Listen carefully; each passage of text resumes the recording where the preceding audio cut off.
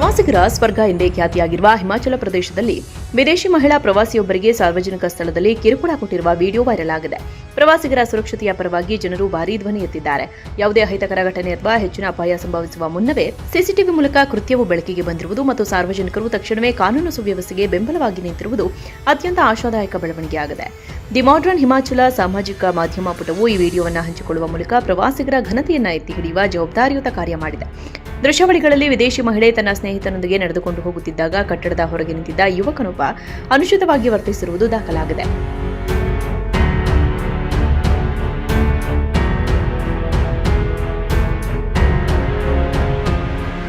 ಈ ಪೋಸ್ಟ್ನಲ್ಲಿ ಹಿಮಾಚಲ ಪ್ರದೇಶ ಪೊಲೀಸರನ್ನ ಟ್ಯಾಗ್ ಮಾಡಲಾಗಿದ್ದು, ಪ್ರವಾಸಿ ತಾಣಗಳಲ್ಲಿ ಮಹಿಳೆಯರ ಸುರಕ್ಷತೆಗಾಗಿ ಇರುವ ಕಟ್ಟುನಿಟ್ಟಿನ ನಿಯಮಗಳನ್ನು ಮತ್ತಷ್ಟು ಬಲಪಡಿಸಲು ಇದು ಅಧಿಕಾರಿಗಳಿಗೆ ನೆರವಾಗಿದೆ.